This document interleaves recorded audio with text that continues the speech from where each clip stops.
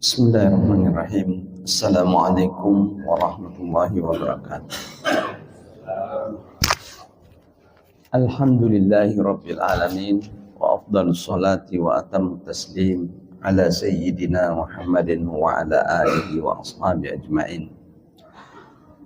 Allahumma lakal hamd wa ilaikal mustaka wa antal musta'an wa alikal tuklan wa la hawla wa la quwata illa billahil aliyyil azim. Subhanaka la ilma lana illa ma 'allamtana innaka antal alimul hakim. Amma ba'd.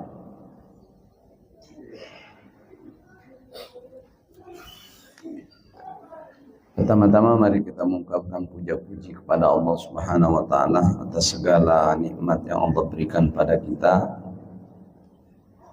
Dan karena karunia Allah Subhanahu wa taala, kita pada subuh hari ini dapat menghirup udara, dapat melakukan ketaatan kita, dapat membentengi diri kita dari hal yang dilarang oleh Allah sejak subuh hari, dan telah membuktikan secara nurani, pikiran dan raga bahwa kita adalah hamba Allah yang beribadah.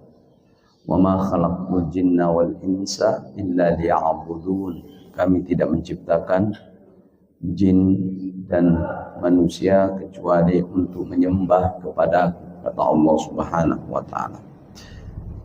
Pada kesempatan ini kita akan melanjutkan fikih ibadah, masih berkenaan dengan kurban, Ustaz ya.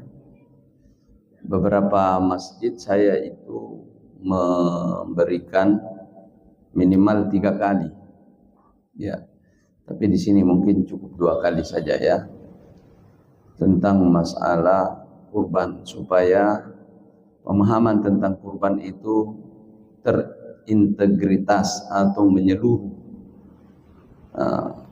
syumuliyah, tidak ada yang tersisa. Hukum-hukum yang berkenaan dengan fikihnya yang seharusnya kita faham ya. Pada pertemuan lalu tentu mengapa kita harus berkurban, apa maknanya ya. Kurban itu adalah, saya ingat kembali sekedar mengingatkan bahwa itu adalah ungkapan rasa syukur dari tahun ke tahun dan penebus dari segala kesalahan di masa yang lalu, baik yang sengaja, terutama yang tidak sengaja dan lupa, dan menebus secara umum apa kekurangan-kekurangan ketaatan, kurang taat kita kepada Allah, kurang ibadah kita, atau kekurangan-kekurangan ibadah yang telah dilakukan, kekurangan kita di dalam sholat, kekurangan kita di dalam puasa, kekurangan kita di dalam silaturahim barangkali, kekurangan kita dalam bersedekah, berzakat, semua tertebus. Jadi luar biasa ini ya. Dan mensyukuri waktu yang datang pada kita, dan sebagai ungkapan pendekatan hati bahwa kita takwa kepada Allah, berani berkorban, dalam bahasa Indonesia berkorban ya, berani berkorban demi agama ya. Dan kita sama dengan orang-orang yang berjihad di jalan Allah. Berkorban itu sama dengan berjihad di jalan Allah. Kenapa? Karena melakukan sesuatu karena Allah, dan berani ada yang dikeluarkan. Baik. Kemudian saya ingatkan kembali tentang hukum-hukumnya. Nah, hukumnya ada 2. Jumhur ulama mengatakan sunnah muakkad. Iza ra'aitum hilala zilhijjati wa arada ahadukum an yudahhiya falyumsik an sya'rihi wa afwarihi. Bila ada yang sudah melihat tanggal 1 Zulhijjah, dan ada yang mau berkorban, maka sampai di situ saja. Ya, makanya itu hukum tersendiri lagi, ada lagi hukumnya tersendiri. Maka hendaklah menahan rambut dan kukunya agar jangan dipotong. Nah, itu hukum tersendiri, kita akan bahas lagi itu. Jadi kata ada yang mau berkurban, menurut para ulama itu ada yang tidak mau berkurban. Kalau begitu Nabi memberi ruang untuk tidak berkorban bagi yang tidak memenuhi kriteria. Ya, satu, dan tidak mau. Ada memenuhi kriteria tapi tidak mau. Berarti kalau ada ini jatuh-jatuhnya hukumnya menurut 3 ulama besar, Syafi'iyah, ya, Malikiyah. Imam Malik punya murid Imam Syafi'i. Imam Syafi'i punya murid Imam Ahmad. Tiga-tiganya mengatakan sunnah muakkad. Kemudian Imam Hanafi mengatakan bahwa hukumnya itu wajib. Karena ada hadis Nabi mengatakan, "Man kana lahu sa'atun walam yudhahi fala yaqrabanna musallana." Siapa yang memiliki kelapangan lalu ia tidak berkorban, ya. Siapa yang memiliki keleluasaan, siapa yang memiliki harta benda tidak berkorban, jangan mendekati tempat sholat kami, musalla kami, maksudnya masjid. Ya. Kata Imam Hanafi, ancaman seperti ini biasanya itu wajib. Namun wajibnya Imam Hanafi itu sangat luas atau penuh dengan kelonggaran, di mana seseorang yang terkena wajib itu nanti memiliki harta benda 200 dirham perak atau sebanyak 595 gram perak. Ya. Itu baru kena ini. Atau kena satu nisab zakat. Dia menjadi orang yang wajib zakat. Sekarang zakat nisab kalau kita katakan emas luar biasa harganya. Maka ada pendapat-pendapat baru sekarang fikih kontemporer termasuk di Arab Saudi. Kalau ngambil standar emas,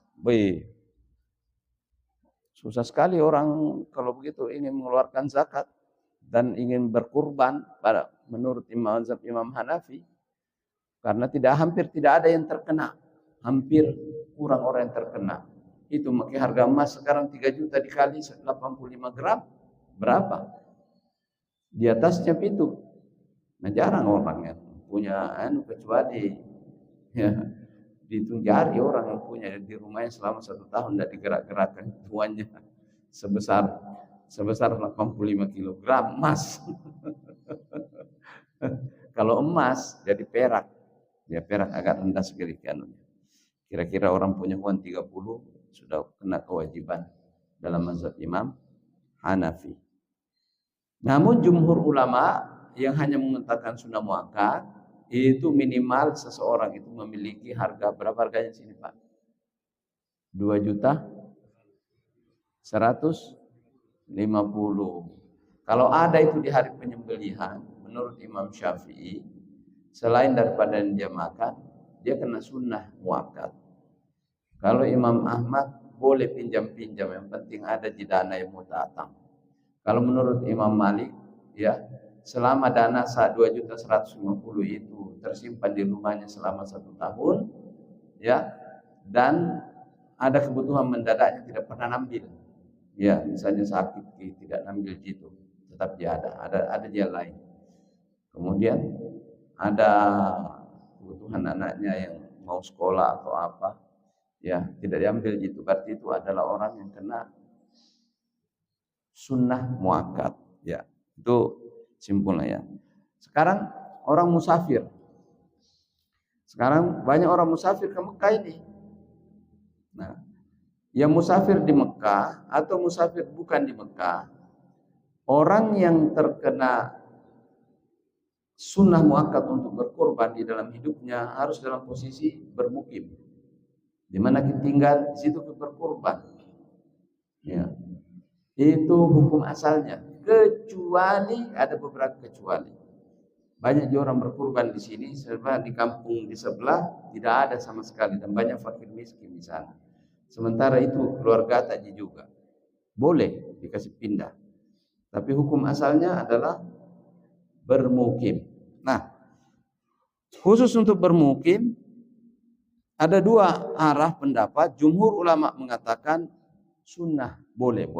Jadi Imam Maliki dengan muridnya Imam Syafi'i dengan muridnya Imam Ahmad mengatakan orang yang musafir boleh, ya, sunnah muakkad juga untuk berkurban. Jadi pergi haji ada hadyunya, ada damnya karena melakukan pelanggaran. Kemudian ada dia mau potong lagi kurban, ya berarti 3 ekor podona potong jamaah haji itu. Ya. Kan rata-rata jamaah haji itu yang dari kampung-kampung banyak. Ya kapan lagi saya berkurban kalau tidak di Mekah? Ya sudah boleh. Pertama dia haji tamattu. Dia potong 1 ekor. Kedua, melakukan pelanggaran. Ya. Sementara dia berihram, ngegunting rambutnya. 2 ekor nih. Datangi waktu kurban. Mau tongi berkurban di tanah suci. 3 ekor na potong. Ya. Baik. Itu bagi jumhur ulama boleh. Tapi Imam Hanafi mengatakan tidak usah. Kalau Anda musafir gugur. Alasannya 1, orang musafir biar banyak uangnya, terbatas gitu uangnya. Tidak sama sekarang orang musafir karena di bawah ATM-nya. Dia kemana-mana, di rumahnya kaya, di tempat yang jauh kaya. Kalau orang dulu tidak, di rumahnya dia kaya, pergi ke sana, pergi ke kampung lain jadi kere. Tidak ada bisa ya. Yang kedua, tidak ada yang bisa bantui di tempatnya. Kalau sekarang ada teleponnya, adakah di sini? Adakah keluarga dekat-dekat di sini? Ada namanya map, Google Map. Nah share ke dirinya di sini. Tag, si fulan ada di sini, datang semua orang bantui. Ya. Jadi hukum harus berubah karena ilatnya berubah. Hukum, ya. Itu bagi yang musafir pada zaman dahulu, kata Imam Hanafi susai kesepian nih, tidak ada miwannya, tidak ada yang bantu, kemudian capek tidak wajib. Susah mencari kambing di tempatnya orang. Gugur. Katanya gugur. Nah, berarti ilatnya pada zaman Hanafiyah sekarang hilang. Kalau hilang ilatnya berarti hukum boleh dalam keadaan musafir. Tapi kalau ada yang tidak mau dalam keadaan musafir boleh. Ada di pendapat itu ada hadis. Hadis itu berarti dibolehkan oleh Nabi sallallahu alaihi wasallam. Baik. Anak kecil bagaimana? Anak kecil ini boleh dikorbankan oleh walinya. Sunnah hukumnya berkorban. Tapi menurut Imam Hanafi dan Imam Malik adalah dari hartanya sendiri. Banyak anak kecil itu yang lahir dalam keadaan kaya. Kenapa? Ada wasiat orang tuanya. Kemudian dia cucu daripada konglomerat. Ya, bagaimana cucu konglomerat? Kan konglomerat 7 turunan uangnya. Jadi belum lahir anaknya ada di kekayaannya.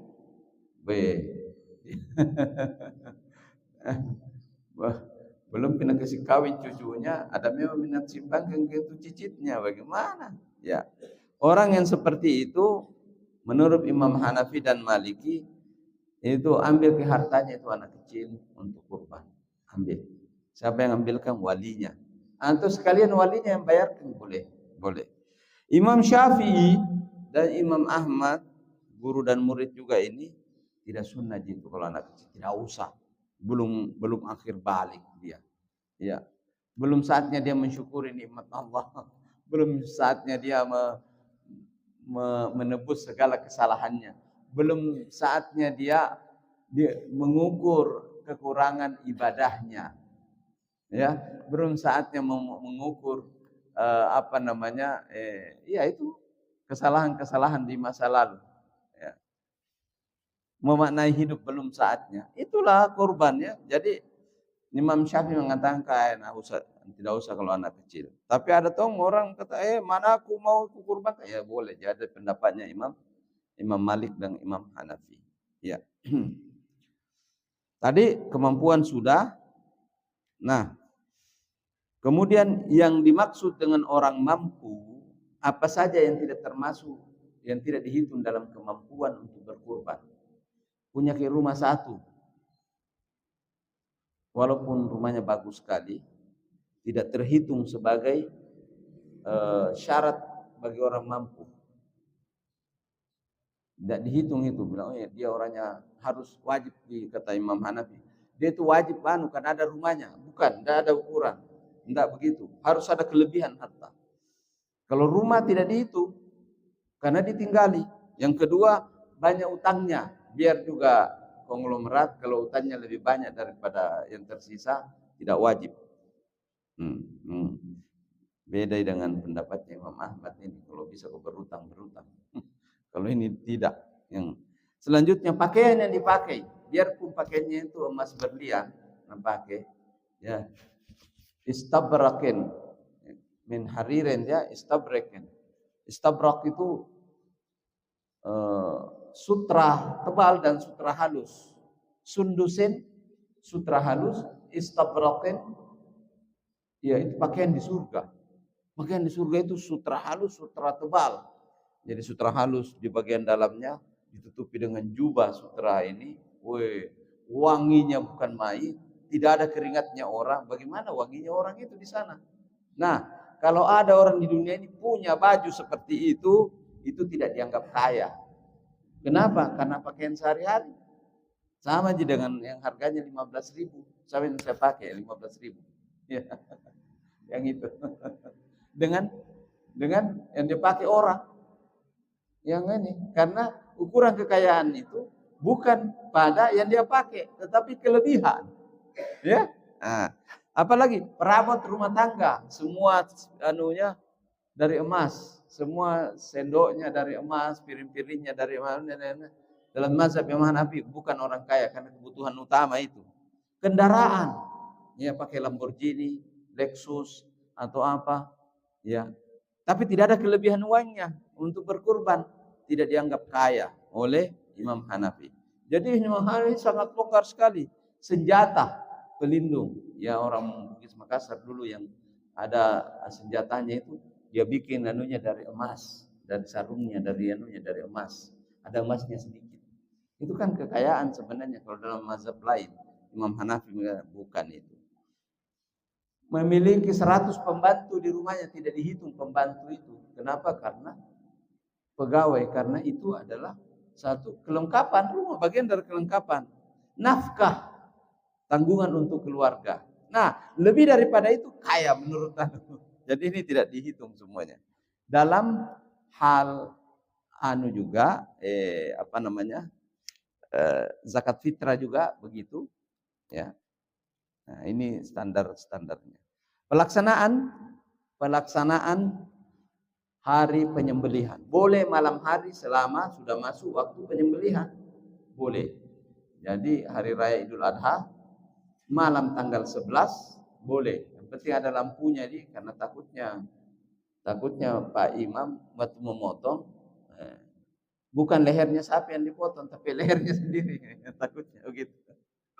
Bilang Pak Imam di sana memotong sapi bukan lehernya na potong tapi lehernya sapi yang na potong.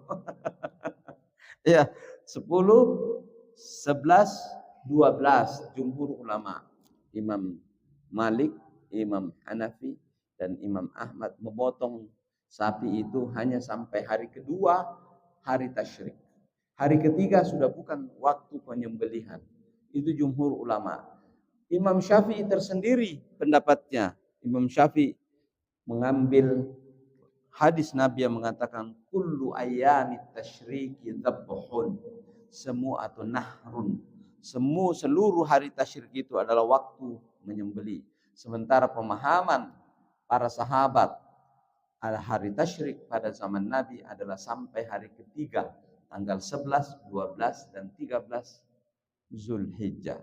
Sehingga Imam Syafi'i tersendiri boleh memotong pada hari keempat. Ya. Nah, kalau ada yang mau motong hari keempat, pindah mazhabnya Imam Maliki. Karena tidak sah itu kalau mazhabnya yang lain. Ya. Kalau ada orang dari Arab Saudi atau ustaz dari Arab Saudi atau orang yang ikut kepada mazhabnya Arab Saudi. Nah, kapan hari penyembelihnya? Sampai hari kedua saja hari tasyrik. Orang mazhab Hanafi dari Turki, dari India, dari Pakistan, dari Bangladesh, ya teman-teman dari Jamaah Tabligh, rata-rata mazhabnya cuma 2 hari. Kalau ikut kepada mazhabnya Hanafi. Kemudian Imam Malik juga begitu. Imam Syafi'i tidak, tambahi 1 hari. Ya, baik, tambahi 1 hari. Ketentuan yang lain adalah pembagian yang manakah yang lebih bagus, daging menyembelih dengan domba ataukah menyembelih dengan 1/7 sapi, yang mana lebih benar? Ya, jumhur ulama mengatakan lebih baik 1/7. Jumhur ulama. Kenapa? Karena dagingnya banyak yang makan, banyak dibagi-bagi. Nabi SAW memerintahkan kepada keluarganya di Mina dan memerintahkan kepada sahabatnya di Hudaybiyah untuk memotong onta atau memotong sapi. Setiap 1 sapi atau onta adalah untuk 7 orang. Termasuk istrinya Nabi di Mina itu 1 ekor sapi untuk 7 orang. Jadi Imam Hanafi, yaitu pendapat Imam Syafi'i dan Hambali. Imam Hanafi mengatakan kalau saya setuju dengan siapa yang banyak dagingnya itu yang lebih utama. Tetapi dia bilang begini, kalau 1 kilo kambing ditambah 1 kilo dibandingkan dengan 1 kilo sapi, menurut saya lebih bagus 1 kilo kambing. Kenapa begitu? Karena dia orang Arab. Karena dia orang Arab dan suka makan kambing. Sama-sama 1 kilo, yang mana lebih bagus? Sama-sama 1 kilo. Karena dia orang Arab, 1. Yang kedua, katanya, ya, nah itu pendapat saya. Nah, pendapatnya seorang ulama, ini tidak bisa dibedakan yang mana lebih utama. Ini sapi atau kambing sama-sama 1 kilo.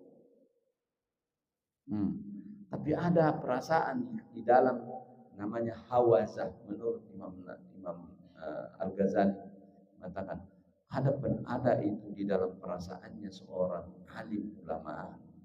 Kalau membandingkan 2 itu ada kecenderungan di hatinya bilang ini yang lebih baik. Itu namanya istihsan, qadiyatul istihsan, dan itu hukum Islam.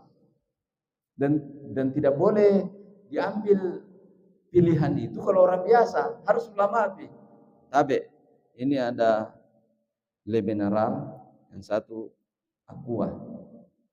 Bukan yang produk lokal saja, apa namanya itu? Wahdah. Ini ada air 1 liter.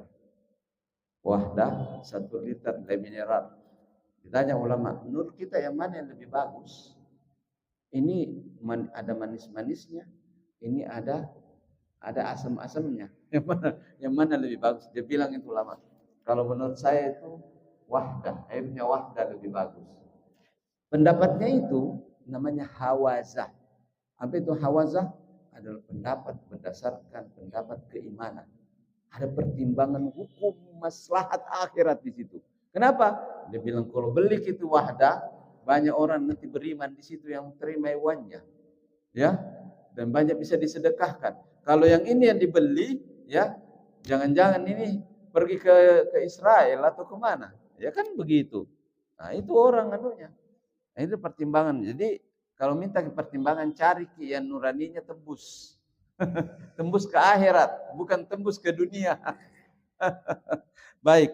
Jadi pendapatnya Imam Hanafi tadi mengatakan, saya kalau 1 kilo ya, kalau 2 kilo sapi dengan 1 kilo kambing lebih baik 2 kilo sapi. Tapi kalau sama-sama 1 kilo, menurut saya kambing mau. Pendapat Imam Malik mengatakan dalam seluruh kondisi domba jauh lebih bagus. Kalau mau potong domba dulu, tidak bisa baru mik sapi. Kalau tidak bisa baru mik onta, yang makin lama makin harganya. Tapi karena daging yang berkualitas yang paling enak dimakan itu, menurut dia adalah itu yang dimakan oleh Nabi. Nah, pertimbangan akhirat itu. Imam Malik dia pertimbangan akhirat. Tidak mungkin itu Nabi memilih yang kualitas nomor 2 dagingnya. Tidak mungkin, pasti yang kualitas nomor 2 dan pasti yang lebih afdal di hadapan Allah. Ya, saya ada teman namanya Ali tapi ada Bahrinya juga di belakang. Ali Bahri, hafiz Al-Quran, sama saya belajar dulu. Dia salat, Allahu Akbar, imam, tangannya begini. Baru saya di belakang salat jadi makmum, Allahu Akbar, begini tanganku. Dia begini tangannya. Weh, dalam hatiku, saya ini salat kah? Sudah Allah. Assalamualaikum. Waktunya salam. Assalamualaikum warahmatullah. Assalamualaikum warahmatullah. Ingat, kamu mazhabnya Syafi'i, saya mazhabnya Maliki. Maliki itu adalah gurunya Imam Syafi'i. Dia bilang, nahnu nusaddiqul maliku bila jidal. Saya hanya percaya Imam Malik, jangan berkomentar lagi, tutup mulut. Jadi saya dengar, wah, mau berbicara enggak bisa, jangan kau bicara. Saya hanya percaya Imam Malik, jangan kau bantah saya. Ya sudah. Sama-sama sah. Padahal saya begini di belakang, dia begini. Allahu Akbar, ya. Nah, ini Imam Malik mengatakan kalau saya itu domba yang pertama bagus, baru sapi, baru dari sisi kualitas dagingnya. Baik. Kemudian usia, ketentuan usia.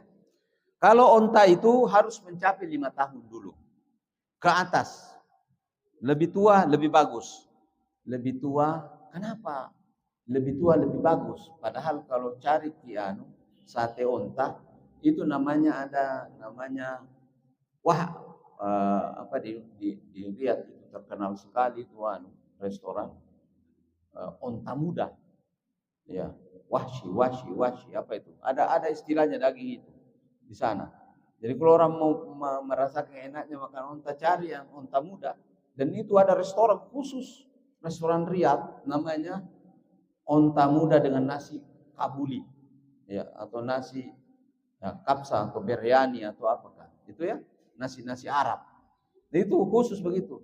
Tapi kalau dalam kurban jangan coba-coba, karena kualitas daripada yang berusia jauh lebih sempurna nutrisinya, kekuatannya, apanya ya itu. Makanya harus 5 tahun. Kalau sapi tidak boleh di bawahnya 2 tahun. Ya. Mazhab Malik mensyaratkan 3 tahun. Imam Malik mengatakan 3 tahun, tapi yang lain mengatakan 2. Kalau sapi sudah 2 tahun boleh, sudah memenuhi syarat. Kambing sepakat, kambing ada namanya kambing kacang di sini, ya. Atau 1 tahun minimal, masuk 2 tahun. Mazhab Syafi'i keras di sini, tidak terima 1,5 tahun. 2 tahun kalau Imam Syafi'i. Imam Syafi'i 2 tahun, tapi yang lain 1 tahun. Ya. Kemudian sepakat untuk domba yang gemuk, domba yang padat, domba yang besar, itu adalah 6 bulan boleh, karena domba itu. Baik, masih lanjut? Ya. Kemudian patungan, mengenai patungan. Tadi hadisnya sudah. Jadi sapi dan kambing patungan. Boleh sendiri. Ada orang mengatakan saya mau berkorban sendiri dengan menggunakan sapi atau onta sendiri. Boleh, afdal. Nanti kendaraannya dia tidak ada yang ganggu-ganggu. Di hari akhirat nanti besar mobilnya. Besar bisa dibawa 7 dia sendiri, Lexus dia naiki. Ya, menuju menyeberang ke sirat, boleh. Kemudian hewan kecil, yaitu kambing 1 ekor, jumhur ulama dulu. Jumhur ulama manakala 1 ekor kambing untuk 1 orang. Itu semua dulu sepakat fuqaha. Kemudian Imam Ahmad separuh dari anggotanya Imam Ahmad mengatakan, kalau kita lihat hadisnya Nabi memotong untuk dirinya dan keluarganya 1 ekor. Berarti boleh memotong untuk diri dan keluarga 1 ekor. Tetapi 1 orang yang berkurban, bukan patungan. Saya berkurban, saya niatkan untuk diriku dan keluargaku. Bukan saya ambil patungan dulu, kawan aku bayar 2.150.000, kau 500.000, kamu 600.000. Cukup nih, tinggal 50.000. Ya, kau yang 50.000 mau. Ya, bungsu kok. Ya, belum ada pekerjaan, kau 50.000. Kumpul-kumpul, saya berkurban, tidak boleh seperti itu. Harus 1 orang yang berkurban, dia niatkan untuk semuanya, mengcover. Ya, bukan patungan. Kalau patungan 7. Nah, itu ya. Kemudian yang membatalkan yang parah. Binatang yang binatang yang disembeli syaratnya yang sakit parah. Ya, yang pincang parah pincangnya, yang kurus parah kurusnya, yang picak matanya sudah lama picaknya, bukan waktu turun tak lapoi, enggak, bukan. Ya, tetapi waktu turun sudah lama ini dipelihara, itu berpengaruh pada dagingnya, kesegaran dagingnya dan kesehatan dagingnya. Nah, itu semuanya. Kemudian yang tak berak-berak itu ada biasa sapi tak berak-berak, lama minta berak-berak, bukan waktu mau dipotong dia tak berak-berak, ya. Ya, seperti itu. Kemudian yang lainnya adalah kita lihat lagi. Tadi dilarang memotong kuku. Itu tadi hukum yang kedua ya. Dan ini. Nah, ini banyak. Tidak mau lagi mau potong kukunya, padahal panjangnya baru hitam nih. Iya, rambutnya gatal nih. Ya. Panjang sekali, tidak dirawat, ya. Di sini dikatakan bahwa disunahkan menahan diri dari memotong rambut dan kuku 1 Zulhijjah, itu mazhabnya Syafi'i, Maliki dan sebagian Hambali. Mazhab Hanafi menilai tidak makruh. Jadi disunahkan menahan diri. Ya, disunahkan ini bagi mazhab Syafi'i dan Maliki. Kemudian sebagian mazhabnya Imam Ahmad haram. Jadi haram memotong kuku dan rambut kalau mau berkorban masuk 1 Zulhijjah. Itu hanya separuh pendapatnya Imam Ahmad. Separuhnya lain gabung sama ini makruh saja. Ya, sebaiknya tidak usah dipotong. Ini gabungnya mazhab Maliki dan Syafi'i. Nah, kemudian data mazhab Hanafi mengatakan tidak apa-apa Ji. Tidak makruh juga. Kalau mau potong tidak makruh. Hadisnya berdasarkan hadis Aisyah radhiyallahu taala. Aisyah mengatakan bahwa saya sudah mendampingi Nabi selama hidupnya. Waktu mau berkurban, Nabi mengatakan, ini binatangmu, hai Aisyah, dia rawat. Ini untuk saya, rawatkan juga. Jadi dikasih kalung-kalung, dimandikan apa, mulai perawatan. Di situ mulai pahalanya waktu merawat. Jadi kalau kita sekarang ini jangan bapak-bapak, kalau begitu perhitungan rawat di sana jangan berdaftar saja.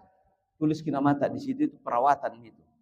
Jadi saya mau berkorban, baru berniat tulis memang minamata. Jadi kalau ada minamata itu bagian daripada perawatan kurban, tanda kepada Allah bahwa saya sungguh-sungguh. Ya, jadi kata Aisyah, selama saya mendampingi Nabi tidak pernah itu dilarang potong kuku dengan potong rambut, tidak pernah. Kalau itu adalah hukum Islam yang diharamkan, maka tentu di rumah juga diharamkan. Masa di luar diharamkan dan di dalam tidak? Ya, itu logika Aisyah, dan itu diambil pendapat oleh Imam Hanafi. Kalau begitu tidak makruh. Jadi kesimpulannya fikih kontemporer sekarang ini, kalau tidak tahan potong tidak tahan kini gatalnya, potong Kalau kita masih tahan, bersihkan ya nanti. Karena setiap ini bagian dari tubuh, rambut apa semua pakaian yang melengket di kita ini semuanya tertebus ya di hadapan Allah Subhanahu wa taala. Itu maksudnya daripada ini. Kemudian ini bagian penyembelihan, posisinya bagaimana? Orang yang menyembelih posisinya ya jangan sampai ini ada ruang untuk bergerak dan bangun itu. Makanya Nabi letakkan kakinya di situ. Letakkan kakinya di punggungnya, di sampingnya itu kambing, baru Nabi memotongnya. Itu maksudnya. Kalau sudah diikat dengan kencang biar tidak pakai kaki, tidak bisa bergerak itu. Apalagi kalau dijepit pakai alat besi. Ya. Kemudian pembagiannya adalah rasio pembagian, ya. Pembagian daging kurban, sepertiga dimakan, sepertiga dihadiahkan, sepertiga untuk disedekahkan. Pertanyaan, bagaimana kalau dimakan semua? Tidak apa-apa, Ji. Dia makan semua. Cuma kasihan tetangga dibilang berkorban Tommy, sapi Tommy, nah biar setengah kilo tidak ada juga. Saya kasihkan, Ki. Baru paling besar suaranya ketika bicara masalah kurban. Ya, tidak ada orangnya di sini, ada di langit, di bulan tinggal. Pandangan manusia tidak memotong, tidak mematok sepertiga. Kalau Imam Syafi'i, pekurban makan sedikit untuk tabarruk, ya, lalu wajib sedekah sebagian, namun yang menjadi afdal adalah menyedekahkannya seluruhnya. Itu yang afdal. Tetapi kalau ada misalnya satu kelaparan di suatu tempat, ya, dan ada orang memotong di situ, bagi semua. Jangan.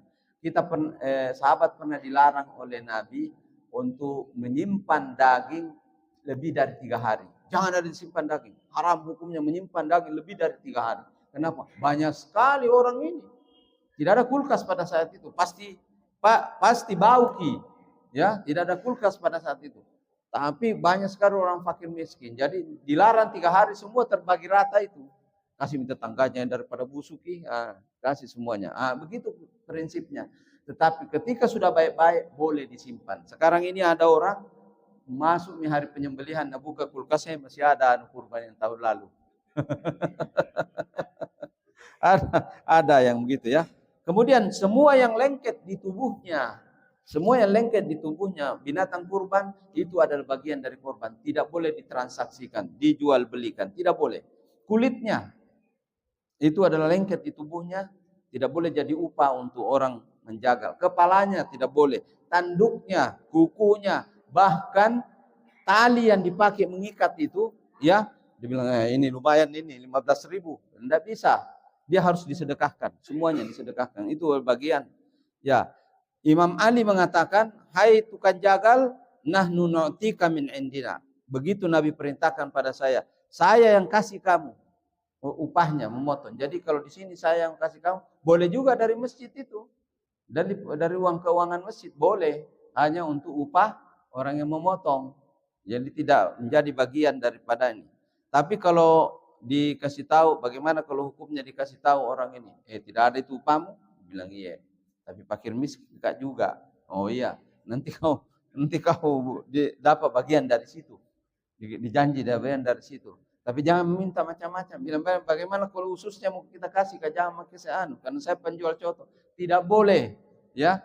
Kalau ususnya disedekahkan untuk Anda boleh, tapi kalau ada orang lain minta juga, dia bilang, saya mau semua ususnya karena dia penjual coto, lumayan ini. Ya, tidak boleh. Jadi ini diwanti-wanti oleh Nabi. Ya, man ba'a jilda udhiyatihi fala udhiyata lahu.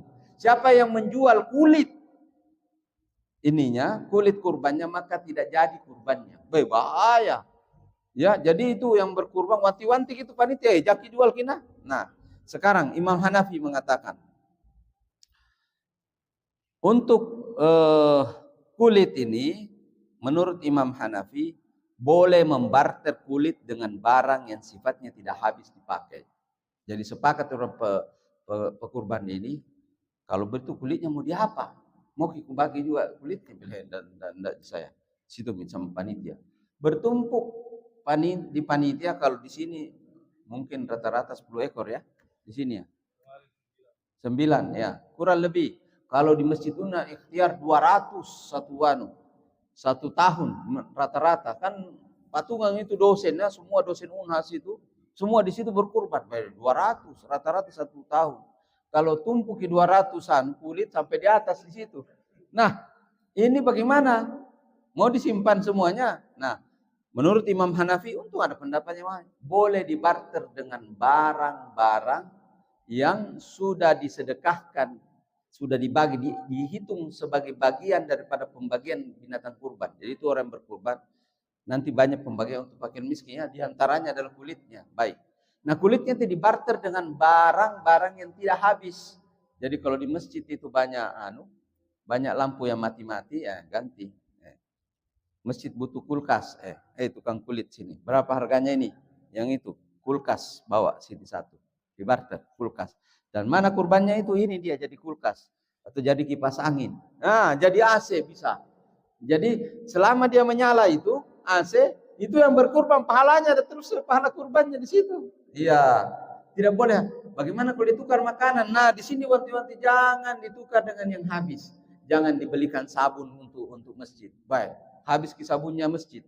Beli kami sabun, habis. Dia boleh barang habis. Harus barang yang tetap, ya. Nah, ini. Ya. Inilah sejumlah hal yang sangat penting di dalam kurban. Sangat penting di dalam kurban.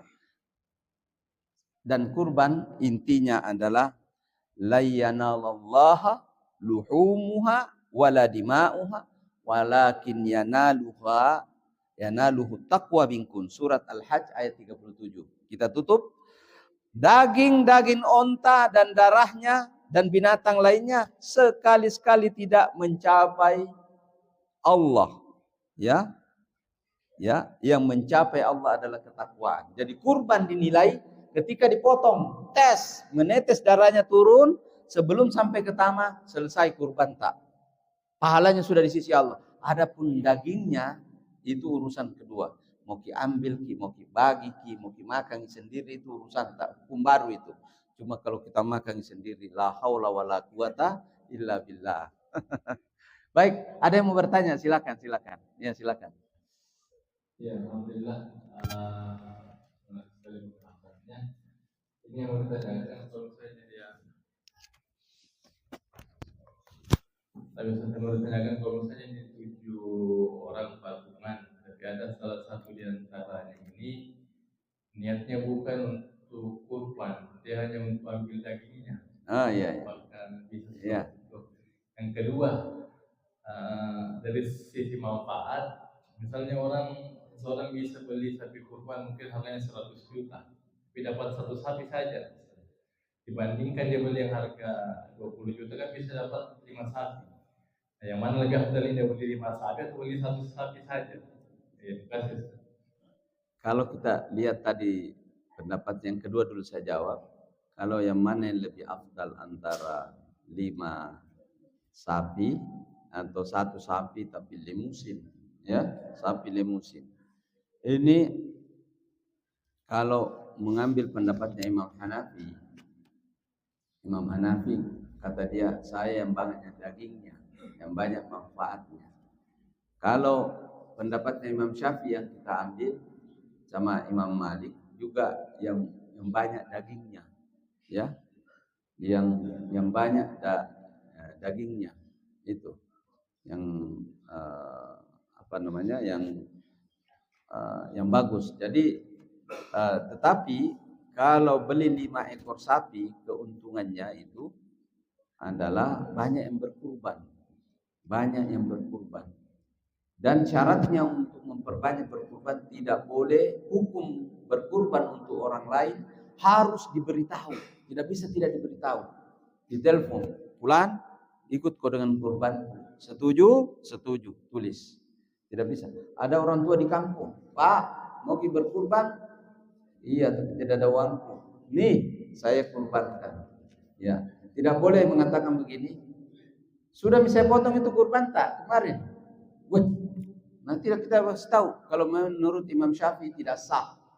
Begitu juga, jadi hukum untuk orang yang berkurban harus memberitahunya. Kalau tidak diberitahu, ya, maka itu tidak sah.